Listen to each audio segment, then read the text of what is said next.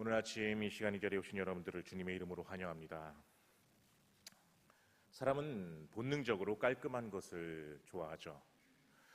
우리가 누군가 우리 집에, 자신의 집에 초대할 때 가장 먼저 하는 것이 무엇입니까?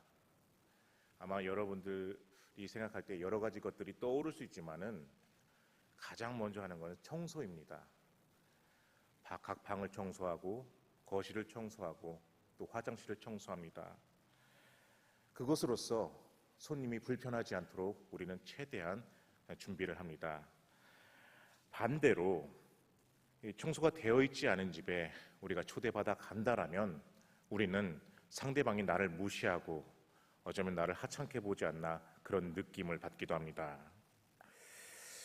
물론 피치 못할 사정이 있다라면은 이해를 할 수도 있겠죠. 하지만 어쨌든 이런 행동을 통해 우리는 상대방을 최선을 다해 섬기고 있다라고 상대방에게 보여주려고 합니다. 하물며 우리가 사람에게 그럴진데 우리 주인이신 하나님께는 더욱 그러해야 되지 않겠습니까? 베드로전서 1장 15절 16절을 보면 오직 너희를 부르신 거룩한 이처럼 너희도 모든 행실에 거룩한 자가 되라. 기록되었으니 내가 거룩하니 너희도 거룩할지어다 하셨느니라. 이렇게 말씀하십니다. 이처럼 거룩은 우리가 해도 되고 안 해도 되고 하는 그런 문제가 아니라 하나님의 명령입니다. 우리는 겉모습뿐만이 아니라 우리 삶 전체 모든 면에 있어서 거룩해야 합니다. 우리가 거룩할 때 우리 안에 내주하시는 하나님께서 역사하시고 또 우리는 그분의 뜻을 분별할 수 있게 됩니다. 우리가 거룩함에 이르기 위해서는 회복의 시간이 필요하며 반드시 우리 죄에 대해서, 우리 잘못에 대해서 해결해야 하고 진실한 마음으로 하나님 앞에 물질을 드리는 것이 필요합니다. 오늘 우리는 민수기 5장에서 하나님께서 모세를 통해 이스라엘 백성에게 주신 명령을 통해 신앙인으로서 어떻게 거룩함을 회복할 수 있을지 함께 나누는 시간을 가져보도록 하겠습니다. 첫째, 먼저 우리가 하나님 앞에 거룩해지려면 회복의 시간이 필요합니다. 우리가 하나님의 백성이라면 마땅히 거룩해야 합니다. 말씀 1절과 2절을 보겠습니다. 여호와께서 모세에게 말씀하여 이르시되 이스라엘 자손에게 명령하여진 밖으로 내보내되 모든 나병 환자와 유출병이 있는 자와 시체로 부정하게 된 자를 다 내보내어. 여기서 말하는 나병은 오늘날 우리가 알고 있는 한센병, 몸이 썩어가는 병뿐만이 아니라 히브리어로 각종 이 악종, 그 피부병을 포함하는 개념입니다. 그리고 유출병은 몸에서 이 고름이나 체액이 흐르는 증상을 말합니다. 하나님은 시체로 부정한 자를 포함해서 말씀 3절을 이어서 보면은 남자나 여자나 가릴 것 없이 모두 이러한 자들을 진 밖으로 내보내라고 그렇게 명령하십니다. 여기서 진은 이스라엘 백성이 광야 생활을 할 때 성막을 중심으로 동서남북 이렇게 나눠진 진, 즉 캠프를 의미합니다. 그렇다면 왜 하나님께서는 이 불쌍하고 가련한 자들을 진 밖으로 내보내라고 말씀하셨을까요? 하나님은 긍휼의 하나님 아닙니까? 사랑의 하나님 아닙니까? 그렇다면 오히려 그들을 한데 모아서 고쳐주셔야 되지 않겠습니까?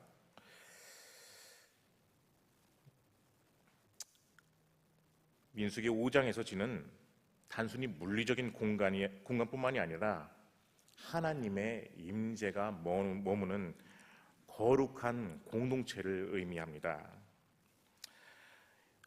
이스라엘 백성에게 이 진영은 단순한 거주지가 아니라 하나님과, 즉 하나님이 우리와 함께 하시는 신성한 공간이었습니다. 이는 출애굽기에서 성막을 세우시라고 하는 이유와 연결됩니다. 하나님은 그들 가운데 거하시는 하나님이시며 거룩하신 분께서 거하실 공간 또한 거룩해야 했습니다. 그리고 그러므로 이 부정한 자들을 진 밖으로 내보내라고 한 명령은 병든 사람들을 차별하거나 벌 주기 위해서가 아니라 공동체 전체의 영적 순결과 건강을 지키기 위한 조치였습니다. 이 명령이 병든 자들에게 가혹하게 느껴질 수 있지만은 하나님의 의도는 회복에 있었습니다. 병든 자들을 완전히 소외시키는 것이 아니라 깨끗함을 회복시킨 후 공동체로 돌아올 수 있게 하는 것이 목적이었습니다. 레위기 14장을 보면 나병 환자가 지켜야 할 규례가 나옵니다. 주님께서 모세를 통해 이 제사장이 그 환자들을 진단하게 하시고 그 환자들이 깨끗해지면은 다시 진 안으로 받아들이라고 그렇게 명령하십니다. 이는 당대의 위생 개념을 초월한 시대를 앞선 하나님의 배려이기도 합니다. 고대 사회에는 전염병이 굉장히 창궐했고 그것에 대한 대처는 굉장히 미흡했습니다.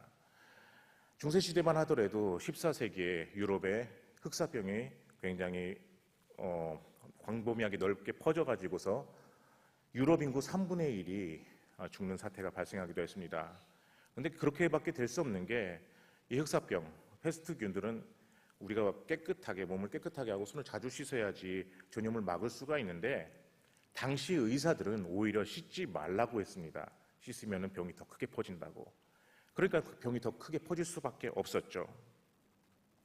그러니까 하나님은 이스라엘 백성에게 질병으로부터 공동체를 보호하는 그런 지혜를 주신 것입니다. 그 결과 이스라엘 백성은 더 안전하게 삶을 살 수 있었습니다. 그리고 하나님께서 자신들을 어떻게 보호하시는지를 깨달을 수 있었습니다. 그래서 말씀 4절을 보면은 이스라엘 백성들은 하나님께서 명령하신 바를 군말 없이 따르는 그런 모습이 나옵니다. 아마 그들은 하나님께서 그렇게 말씀하신 바를 완전히 모든 것을 완벽하게 다 알 수는 없을지 모르지만은 지금껏 자신들을 인도해온 하나님이 앞으로도 자신들을 완벽하게 보호할 수 있을 것이라는 믿음 때문에 그렇게 따랐던 것입니다. 특별히 말씀 3절에서 하나님은 내가 그 진영 가운데 거하느니라고 말씀하십니다. 이는 하나님이 단지 성막 안에만 머무시는, 성전에만 임재하시는 분이 아니라 백성들, 우리들 삶 구석구석, 우리 삶 전체에 실제로 함께 하신다는 것을 의미합니다.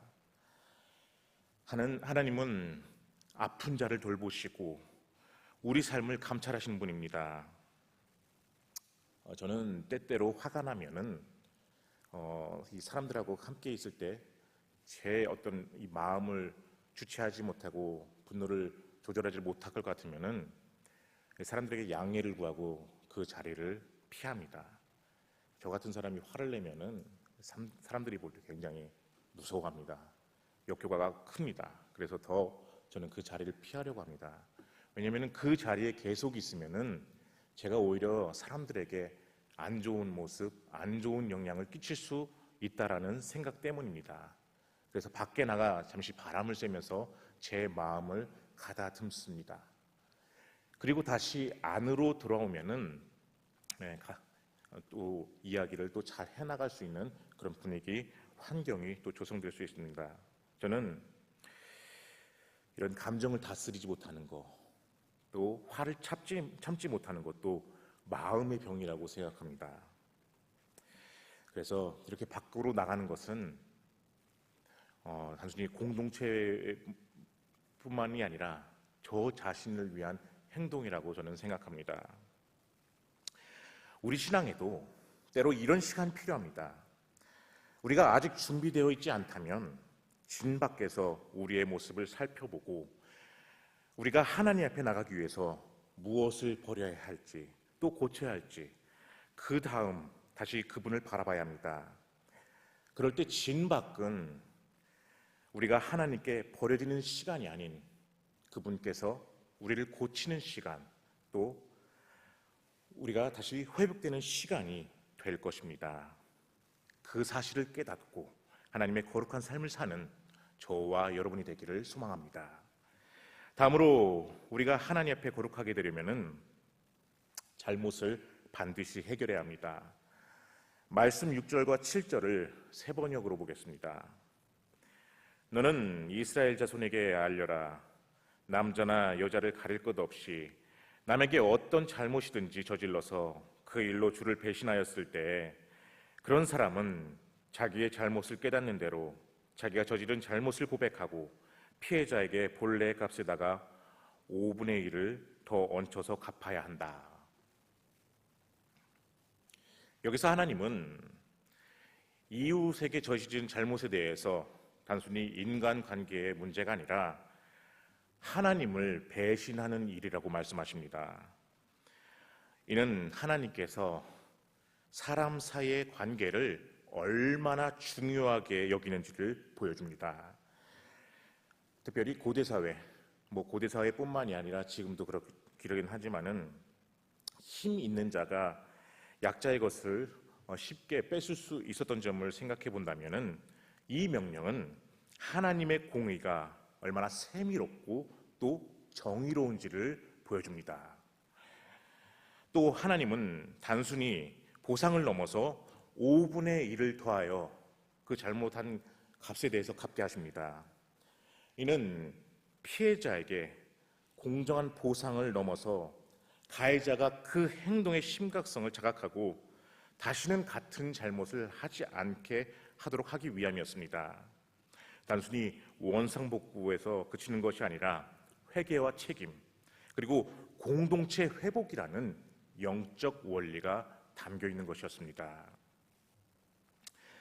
이 말씀에 특히 주목해야 될 표현은 자기의 잘못을 깨닫는 대로입니다.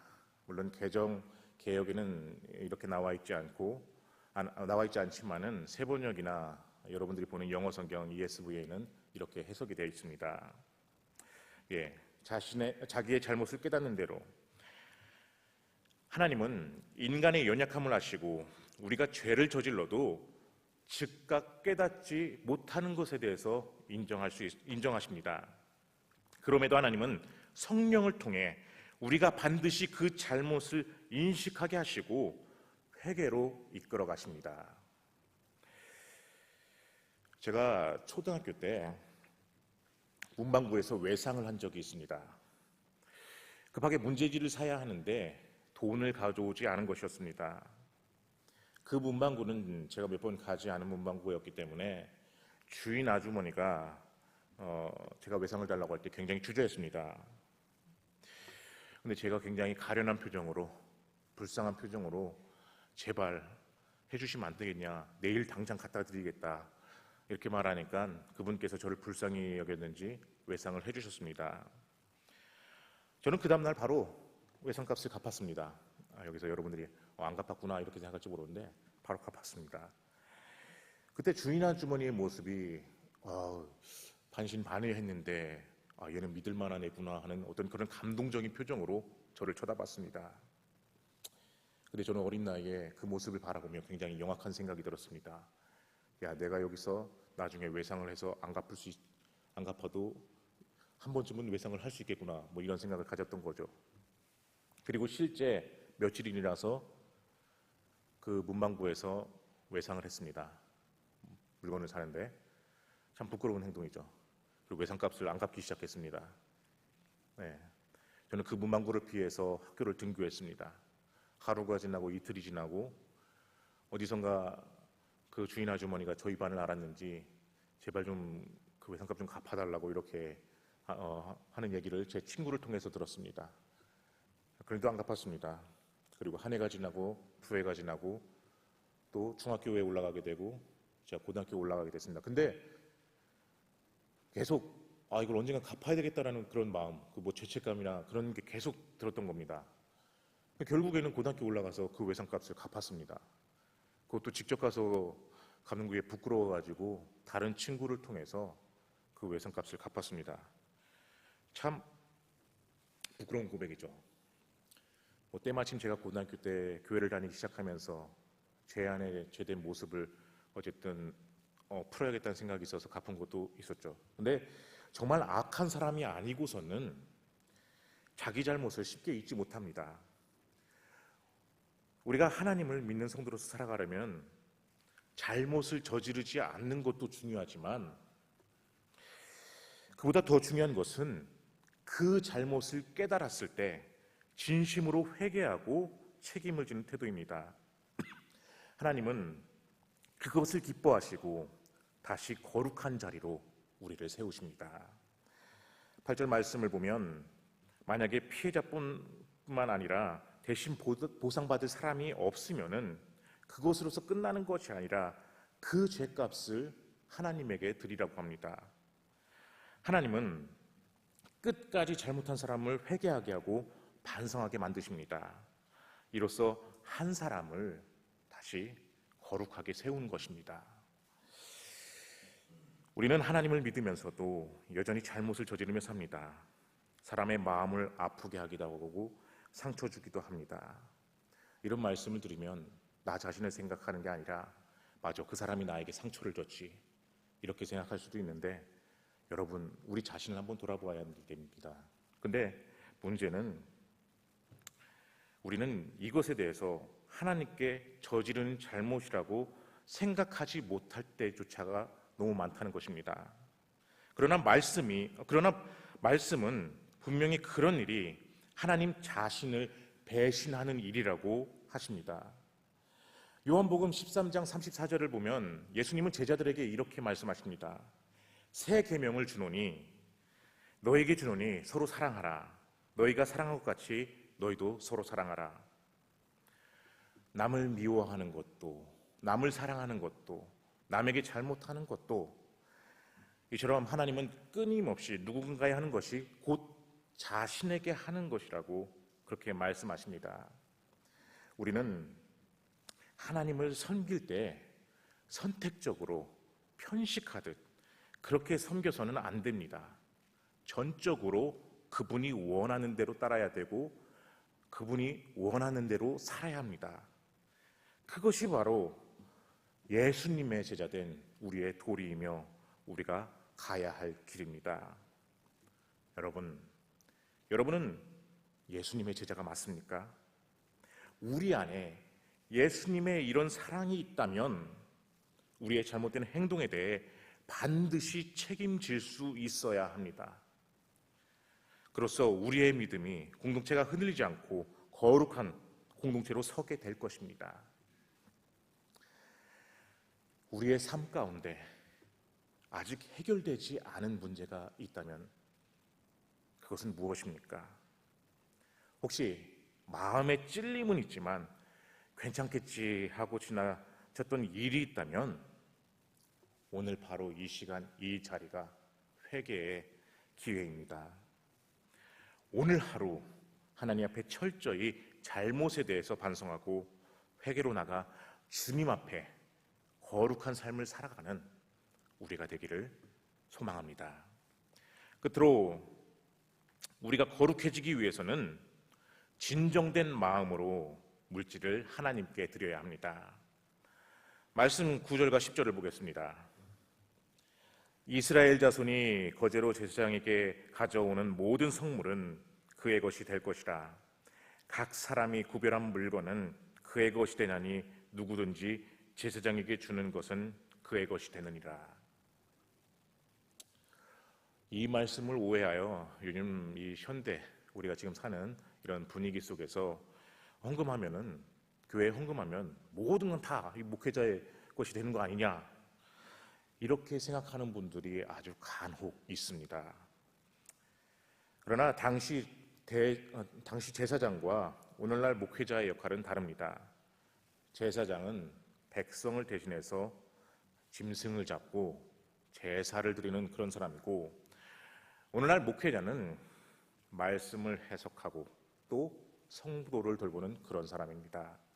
오히려 전신자 제사장주의를 따르는 우리 침례교 입장에서 이 말씀은 하나님께 드리는 것은 하나님께서 우리에게 다시 돌려주신다는 믿음으로 이해할 수 있습니다.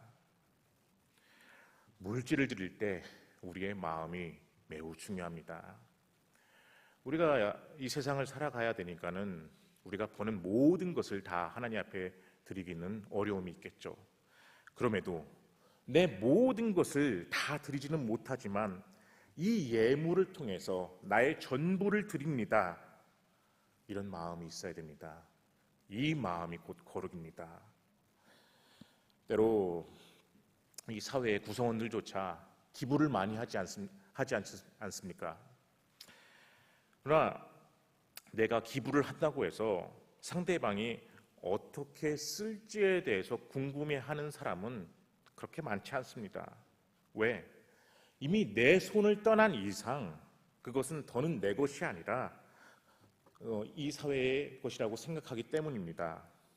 어쩌면 그 기부받은 사람이 그 돈을 도박을 하는 안 좋은 일에 쓸 수도 있습니다. 그러나 이미 내 손을 떠났기 때문에 그건 그 사람이 알아서 할 것이지 나와는 상관이 없다라고 생각합니다. 오히려 이렇게 기부하는 사람들은 그 기부하는 행위를 통해서 사회가 좀 더 발전하고 또 진보하기를 바라는 것이죠.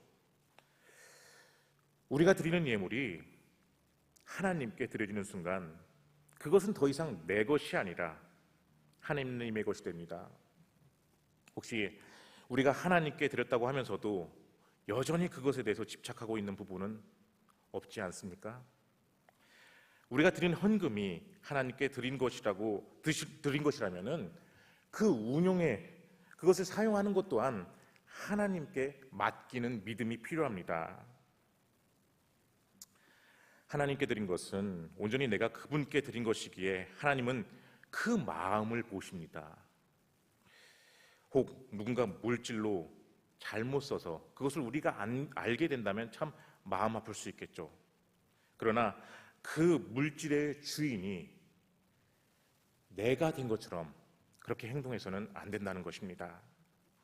만약 하나님께 드린 예물을 누군가 잘못 쓴다면 하나님께서는 반드시 그것에 대한 심판을 하십니다. 한편 진심으로 하나님께 예물을 드린 사람은 하나님께서 그 마음을 받으시고 은혜로 갚아주실 것입니다. 그 사실을 믿고 오직 하나님에게만 시선을 향하고 우리가 더욱 주님 앞에 거룩해지게 되기를 소망하겠습니다. 이제 말씀을 맺겠습니다. 하나님은 거룩하신 분입니다. 그 거룩하신 하나님께서 우리와 함께 하시기 위해 우리를 거룩하게 하시고자 하십니다. 예수 그리스도께서 우리 죄를 짊어지시고 십자가에 죽으심으로 우리가 하나님의 임재 앞으로 나아갈 수 있는 길을 여셨습니다. 이제 우리는 그 은혜 앞에서 거룩함을 힘써 지켜야 합니다. 진박은 고립과 정죄의 장소가 아니라 회복과 성찰의 장소입니다. 죄는 숨길 것이 아니라 고백할 것이며 물질은 억지로 드릴 것이 아니라 감사로 드릴 것입니다. 이 모든 과정 속에서 우리는 점점 더 거룩함을 회복하며 하나님의 기쁨이 되는 삶을 살아가게 될 것입니다. 거룩함을 회복하라. 그것은 선택이 아니라 하나님 백성이 된 자의 정체성입니다. 우리의 거룩함을 통해 세상의 하나님을 알게 되기를, 그런 우리가 되기를 주님의 이름으로 축원하겠습니다. 함께 기도하겠습니다. 주님, 우리가 주님 앞에 거룩하게 되기를 소망합니다. 우리의 모습을 돌아보게 하여 주시옵소서. 하나님의 은혜로 또 내주에 계시는 성령께서 우리를 깨끗하게 하심으로 우리가 주 앞에 설 수 있게 하여 주시옵소서. 또한 우리가 잘못한 것이 있다라면 철저히 회개하고 반성함으로써 또 그 잘못에 대한 죄값을 갚음으로써 주님 앞에 거룩하게 되게 하여 주시옵소서. 또한 주님 앞에 드리는 예물에 대해서 오직 하나님만 바라보고 나갈 수 있게 하여 주시옵소서. 그러한 모든 것들로 우리가 주님 앞에 지금보다 더욱 거룩해지는 삶을 살게 하여 주시옵소서. 그 가운데 우리가 주님의 기쁨이 되게 하여 주시옵소서. 이 시간 주님 앞에 기도하는 그 모든 것들, 우리 성도님들 삶 가운데 주님 함께해 주시옵고, 기도하는 모든 것들 가운데 함께해 주시는 가운데 그 모든 것이 우리의 뜻대로 되지 않고 주님의 뜻대로 되게 하여 주시옵소서.